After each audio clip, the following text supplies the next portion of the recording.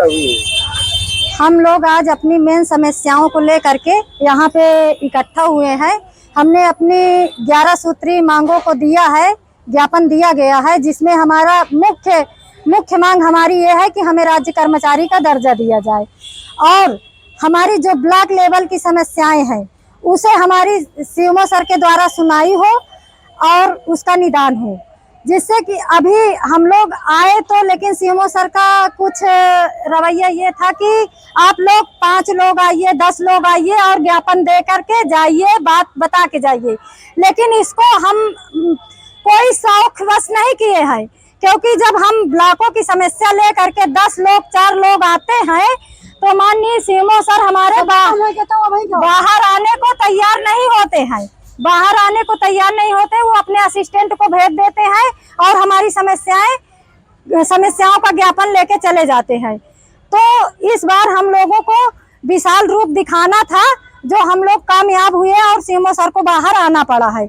दूसरी बात, हमारे इस संगठन की कमजोरी ये है कि हमारी जो आशा बहनें हैं वो एकत्रित नहीं हो रही हैं और उनका कहना ये है कि हमें सरकारी कर्मचारी का दर्जा नहीं मिलेगा। लेकिन हम ये कह रहे हैं कि अभी देखिए, छोटी मोटी लड़ाई हम अगर 50 लोग 1000 लोग इकट्ठा होकर के जीत रहे हैं, क्योंकि अभी हमारी आशाओं की संख्या 10 लाख से ज्यादा है उत्तर प्रदेश में, लेकिन 10 लाख में हमारी बहनें एकत्रित कितना होती है? लाख, बस लाख 2 लाख, इससे ज्यादा नहीं होती है। और खास तौर पर मैं अपने प्रयागराज की बात कर रही हूँ। प्रयागराज में मेरी जितनी बहनें हैं ये कान खोल कर सुन ले कि छोटी छोटी लड़ाइयाँ हम जीत रहे हैं। ये बात मत भूलिए आप लोग कि कुछ नहीं हो रहा है। अभी हम लोगों की का जो मार्च में धरना हुआ था, मार्च में जो 3 दिन महापड़ाव था, उसमें हम लोगों को निर्णय ये लिया गया था, एनएचएम के अधिकारियों ने बात की और कहा कि हम आप लोगों की बातों को सरकार तक पहुंचाएंगे और आप लोगों का 50-50 हजार रुपए जो कोविड का और अन्य मदों का मारा गया है, हम उसको दिलाएंगे और 1000 रुपए बढ़ोतरी की सरकार से मांग करेंगे, ये एनएचएम ने कहा है। लेकिन और ये चुनाव से पहले की बात है, ये बात तो कही है उन्होंने कि हम 1000 की मांग करेंगे और आप लोगों का मानदेय भी निश्चित कराएंगे और जो रुका हुआ पैसा है लगभग एक आशा का 50-50 हजार रुपए उसको दिलाएंगे।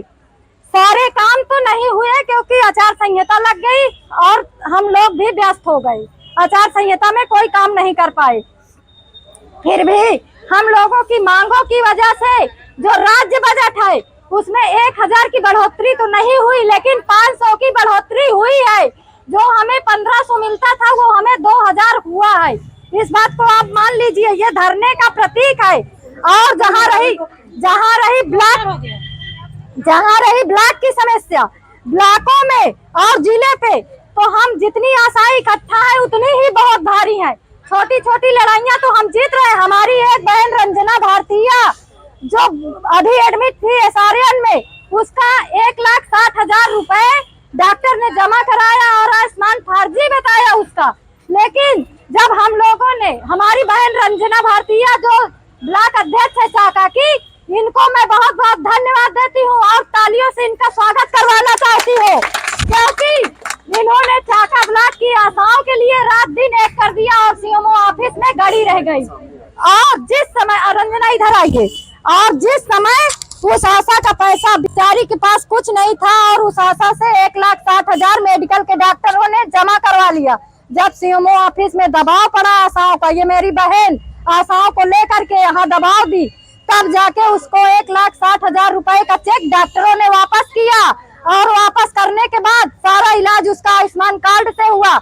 ये बताइए, अगर ये छोटी लड़ाई हम जीत रहे हैं तो आगे चल के इन्हीं को समस्या नहीं होगी, हमारी हर बहन को समस्या हो सकती है, मुझे भी समस्या हो सकती है।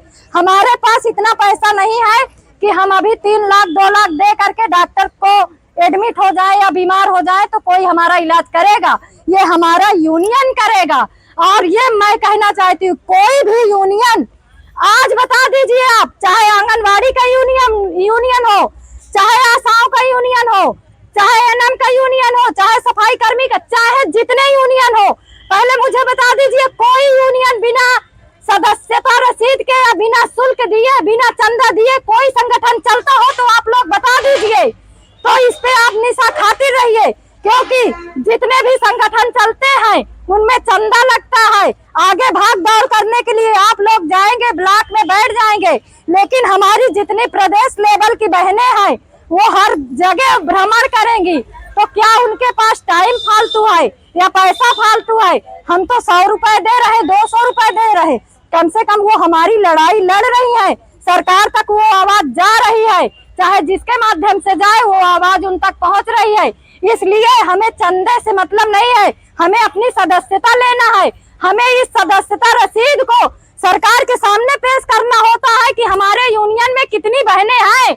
अगर हमारा यूनियन 10 लाख का हमारी आशा बहनें हैं और हमारे पास 50,000 का रजिस्ट्रेशन होगा तो हमारी सरकार सुनेगी? पहले आप लोग बताइए। तो इस बात को मैं आपसे कह रही हूँ, आप सब लोग सदस्यता लीजिए और सदस्यता अपनी बहनों को दिलाइए। और बाकी हमारी बहनें तो प्रदेश में लड़ ही रही हैं। अभी हमारी जो जिले लेवल की बहनें हैं वो जिले में लड़ेंगी, तो उनको खर्चा चाहिए या नहीं चाहिए? कोई अपना जेब नहीं भरेगा।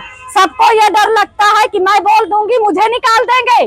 क्या बताओ, मेरी जान इतनी फालतू है कि मैं उस सीएमओ ऑफिस में खड़ी होकर के किसी की नहीं सुन रही हूँ और उनको दहाड़ रही हूँ, बोल रही हूँ। अरे कोई निकालेगा तो मुझे नहीं निकाल सकता है, क्योंकि मैं अपने हक के लिए नहीं बोल रही हूँ, आप सबके हक के लिए बोल रही हूँ। और आप सबको यूनियन में आने के लिए आप लोगों से विनती करती हूँ कि अगर एक आशा कहीं फंसी है तो उसके सहयोग के लिए सारी आशाएं पहुंचिए।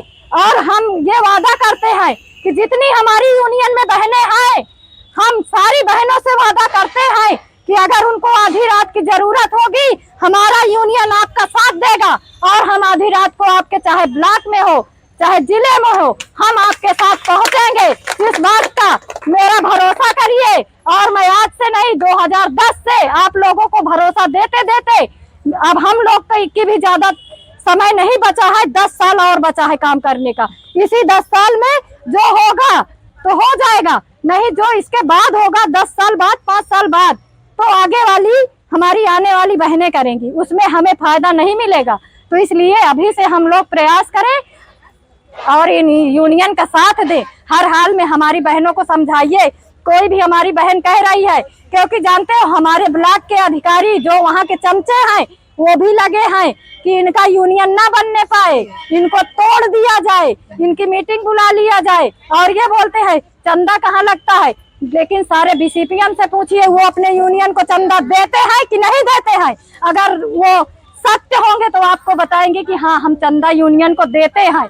इसलिए आप लोग अपने अपने ब्लॉक में सदस्यता रसीद कटवाइए और 9 अगस्त को हमारा विशाल धरना प्रदर्शन डीएम कार्यालय पे, मुख्यालय पे उन्हीं के होगा। और हमारी जितनी प्रयागराज की बहनें हैं उनको सब लोग समझाकर बुझाकर ले आइए और इस संगठन को आगे बढ़ाने में मदद कीजिए। इसी के साथ धन्यवाद बहनों।